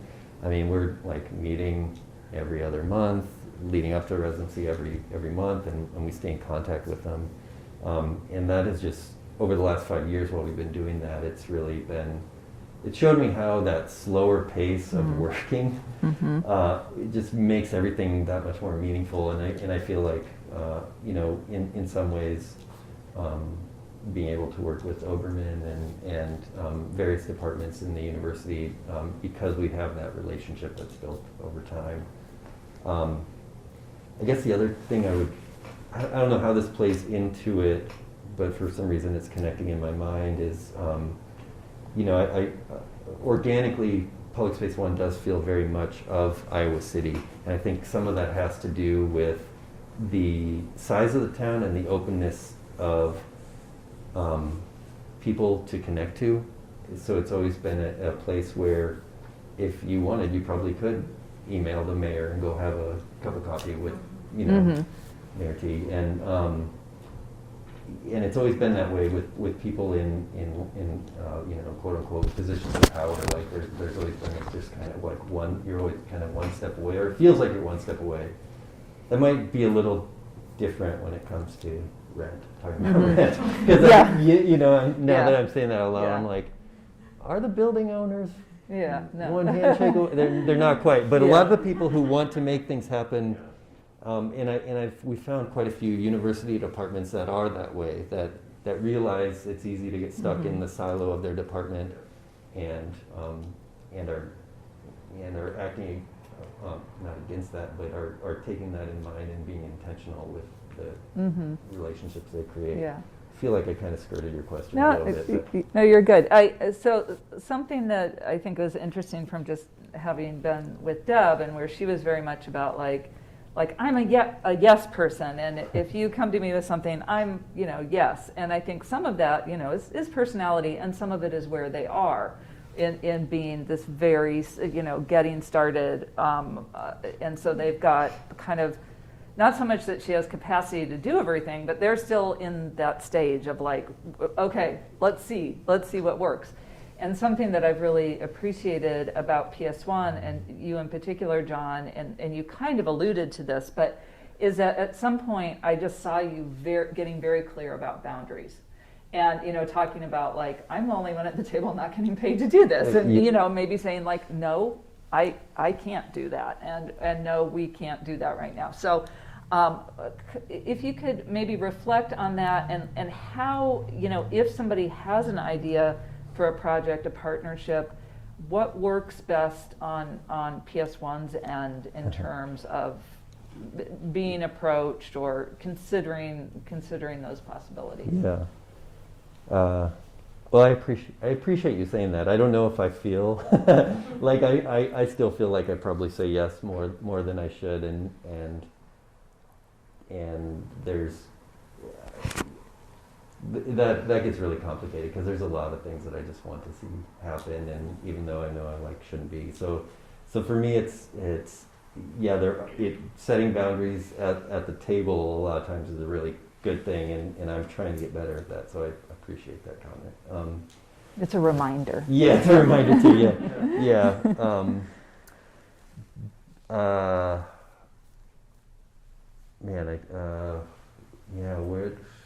Where to go with this question? I don't know. I have to think. Can you rephrase it? Sorry, I just got lost. How you like to be approached. So is it that you'd say hey, we have an advisory board once a month, come to that, or we have, like at Obermann, we have a form. And we're constantly, because Teresa will just be like, yes, yes, yes. And we're like, the rest of her staff is like, go to the form. Yeah. So we can keep track. Yeah. Well, that's part of my capacity building challenge right now, is to get better at setting up those kind of pathways of flow because we do very much pride ourselves on being this low barrier, horizontal organization. But at the same time, the more different things you have going on, the more easy it is for people to get lost in that. So, yeah, you know, part of that in the last, you know, it's only been about 3.5, 4 years where we've had more than Calmi and I as workers for PS1. And our first person that we hired besides us two kind of overseeing everything was the print shop, you know, someone to coordinate the print shop. And then that grew into having someone who would coordinate the CAS program, who was a board member up until that, but but made an employee. And so we're really a pretty small organization, learning a lot of that sort of thing. And just to give you kind of the numbers, right now we have, I'm the only full-time person. Officially I'm 30 hours a week. Kalmia is actually part-time. She has a part-time job at the university. On paper she's part-time, but she's full-time really, which is another, you know, complicated thing to talk about. Yeah. You have something to attend to, Mark. And we have our print shop coordinator, our CAS coordinator, and then we started this media arts co-op program, and we had a coordinator, and then that turned over. So we're trying to figure out if we're going through that process again. But they're all part-time as well. And then just last week we hired a part-time facilities person, which is awesome for taking care of these 3 houses we now have. I guess that's my way of trying to answer the question, saying we are trying to empower the people who are in these roles to not only, you know, like kind of be the point person for that area, but to work with, like the ICPC coordinator will work with the ICPC members to empower them, you know, and part of their membership is doing tasks, taking care of the space they're in, and contributing to it as a whole. So.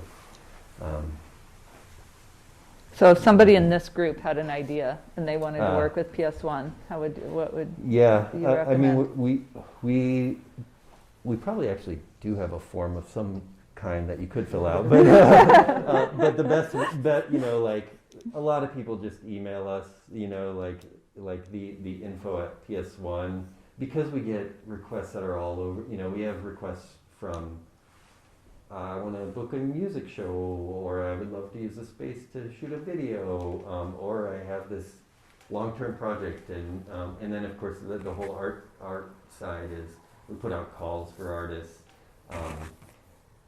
You know, I really do try and embody that mentality of people in Iowa City, where if anyone emails me and is genuinely interested in what this platform could be, or what they may perceive it to be, or possibly perceive it to be, I'm happy to chat with them, and that may be different than, you know, an executive director who runs a museum in New York, or another gallery where there is a little more power keeping or that sort of thing, and we as an organization are in this funny position where I think we're sort of starting to be seen as a gatekeeper of sorts, but we hate the idea of gatekeepers. And then of course you have to make calendars work and schedules work, and so you have to say no to some people who want to have an art show sometimes, but we're all constantly thinking like, well, how can we just say yes to all these people who want to? Yeah. And we have some ideas about that particularly for the gallery, but part of that is then trying to steer people into places where they can plug in and really empower, you know, because it really is we call ourselves in our 8-word mission statement, we call ourselves community driven, and we take that to heart because that's how CAS started. Someone coming to us and saying, I'm moving to Iowa City, I have this idea for bringing black artists to Iowa City to make work while I'm here, and I want to run this. And that was a 6-month conversation before On even landed in Iowa City, and by the time 2 months were gone, we were already inviting artists here, which is wild. But Yeah, and what you just said about gatekeepers, we were talking about gatekeeping this morning, and I think something that's really interesting about having watched PS1 grow from that basement space in Jefferson House to now having these 3 houses is that at that point, and for many years, if there was going to be a meeting in the community where it was like, okay, we've got to get the arts people together to for some vision or to decide something, it would have been rare that PS1 was at that table. And now PS1 is always at that table. So it's just been very cool to kind of see that evolution. So in thinking about what makes for a good partnership, I think sometimes it can be just as useful to look at a partnership where something didn't go right. So without necessarily naming names, can you give an example of something that maybe just didn't go as planned or really backfired, at least from your end? Yeah. You're like, I have too many. Yeah. Lots of them. There's a couple, and I wouldn't say they were necessarily failed, and failing is nothing we should be afraid of anyway, and that's one of the big lessons too, is just you have to be okay with failure. And like I was listening to this philosophy podcast about failure when we were purchasing this house, and that helped a lot. Because I was like, if we go down, it's going to be grand. It's going to be a grand failure. And that's all right too. But I think some things that come up, particularly just with various size of, we worked with a large university arts entity, not to name names, and it was a good partnership on a thing. But then there was one point where we were coordinating a bunch of artists to do things within this program, and one of the artists, who I love, and had the idea to put out a press release about their part of the art thing, and it was a press release that was meant to be sort of shocking about things. And since you're all at Iowa, you should know this little piece of history about the University of Iowa. There was a great artist who went to school here in the 70s named Ana Mendieta. And if you don't know Ana Mendieta's work, you should. Really important person in the canon of performance art and land art, and had a tragic death in New York, but did go to school in intermediate here at Iowa in the 70s. And this work was about honoring Ana Mendieta, and some of the work that she did was very provocative and stuff, and anyway, this artist sent out that press release, and then the big arts entity that we were working with had to spend about a day releasing their own press releases saying, actually, we are not going to sacrifice a chicken on the Ped Mall, and and that sort of thing. So that was one that came to mind, but it's an interesting one because it does highlight like liability and stuff, and we were coming from like, oh, we're just, we rent space in this, we're just a group of artists, no one, we have one part-time arts worker, we want to do the crazy push boundaries arts thing, but we're partnered with this group under their umbrella that is, in the process of constructing a $250 million building and, Uh-huh. and needs to have an image in the community. That's one thing that isn't sacrificing chickens on the pet mall. So that's just a little specific example that probably, there's one other one that came to mind now that Can I Yeah. piggyback and you can Yeah, maybe sure, try? So is, like with Deb just giving examples of having images of people in their community who do not want their photos up for very specific reasons. Whereas going in from the university, we're often all about document, push out the message, So that is one reminder. And I also think of years ago, you probably know Will and Rosina Liu. Did you know Will? So yeah. they were in the College of Ed. Will was in counseling ed, and he was working at Shelter House, which was then in a very old building, and he had an office there. And somebody from university, to make safety, some other name, had to come to look at his office to make sure he was safe and everything was like fire code and all this, and he was in this totally old rickety house, and they were like, no, we can't do this. And Will's like, yeah, but I'm doing my work here under this other auspice, so it became this weird of something that would never have occurred to anybody, that suddenly they're super worried about Will not having a fire escape. So that's the kind of strange, unexpected things that can happen when university and community partners. Yeah, we had one instance where various university departments were sponsoring a festival we had called Work in Progress Festival, and they had given us money for decorating, and being we're in a basement space, we're going to buy some secondhand lamps. So we went to we bought 4 $5 lamps at the secondhand store and ended up having to return them to the university to go back through surplus. Yes. Okay. Yeah. Whoops, wrong decoration idea. I guess we should have bought something disposable, but. So I'm aware that lunch came and of time. So I'd like anybody who has questions here for John to please jump in.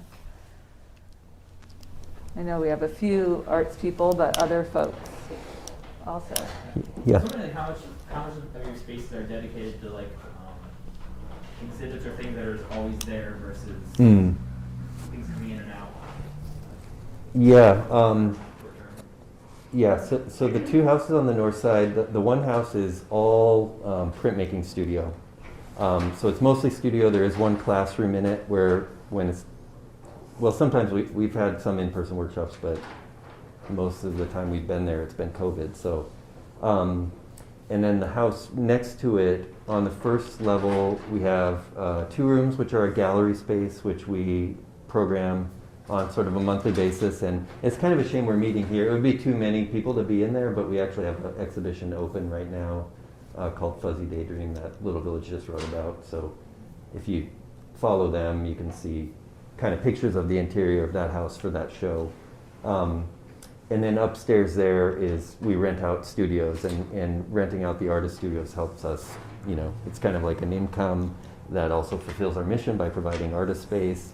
And then, we're really in the process of figuring that out for this space. These 2 rooms that we're in, the intended use that we're presenting to the city, which is true, is gallery space, but we use that in kind of the broadest sense where we can gather here in this gallery, and I'm not sure that it'll be like exhibitions lined on a monthly basis like the other space, but the back room there, I think we will have a little more of that.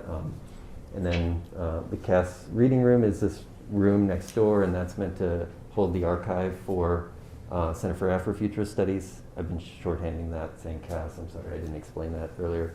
And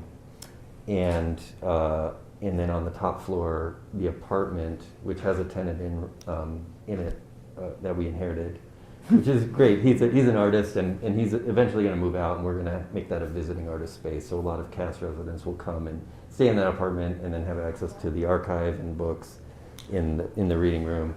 And then we have a lot of equipment from our merger with the public access, which is video, audio equipment, and you see behind me and all that, and more. But hopefully I covered your question.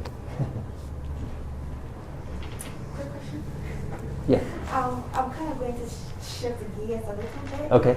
So an advice to we upcoming students who are thinking about maybe investing in something like this. So you talked about you buying this building. Yes. And it's starting very little. So Yep. did you have the capital already to just go in yeah. for it, or how did it start? Good question. Not money capital, but we had a lot of social capital, and that's really what made it happen. And it's really funny because I've been reflecting on, you know, like Jennifer has known me for almost the last decade, and has watched this social capital build as she's alluded to, but it was a lot of these meetings and meeting people and being in spaces that people had given, and then doing programming that people were excited about, and that's slowly building. And it really felt like with the city, you know, when we got those 2 houses through the city had this program that allowed them to rehab houses, and we had the people who could do that. And so they were, you know, they said, hey, use this as a down payment so you can move right in and then spend some time rehabbing them. And at that same time, which was just like, it felt like good karma. And the public access television station came to us and said, we're having meetings with a couple nonprofits, and we want to, you know, see if there's part of our mission that you want to carry on. The TV channel that's on cable is going away, but could you still get video cameras and audio equipment in the hands of the community and that sort of thing? And through that conversation, which was happening at the same time as buying those houses, which is craziness, but they ended up saying, yes, we want to technically merge with you, which meant that on October 1st, 2019, we all signed papers, and everything that was theirs suddenly became ours, and that included this building that was already paid for, which we ended up selling for way more than it was worth, in a deal that is complicated. It really complicated a lot of feeling, and if anyone wants to talk about rent and student housing and complicated nature and gentrification and any of these things, like we're really aware of you know, how complicated that was, but ultimately our board made this unanimous decision to do that, and I think we feel all right with it. But it was that capital from that allowed us to get in here. So no, we're not you know, we're not a deep pockets organization. We don't have like a whole, you know, we have people who donate and some regular donors, and we have members who donate on a monthly basis, but we don't have a whole horde of people writing us, you know, $50,000 checks every December or whatever. But Thank you. yeah. I was curious, something you brought up from her question. You talked about the TV channel merging, Yeah. and I know that's happening a lot with local news outlets. Yeah. Is that something that you've chosen to absorb into your mission because that need was there, they were dissipating, or is that something that you had already internalized as a goal? Good question. Yeah, because the danger there is like you start mission drift, right? Mm-hmm. And we had a kinship with them. You know, it was ironic because we had worked with them to program some gallery shows in the PATV building. So we had done a couple, like, people who had applied to PS1 for an art show, and we wanted to show them, but we didn't have enough space. And we said, hey, PATV, do you want to have an art show in your lobby? And we'll do. So we had. And we were like, oh, there's so many overlapping things. We work with so many artists who use video, who use audio, and so a little bit of both. It was a fortuitous opportunity.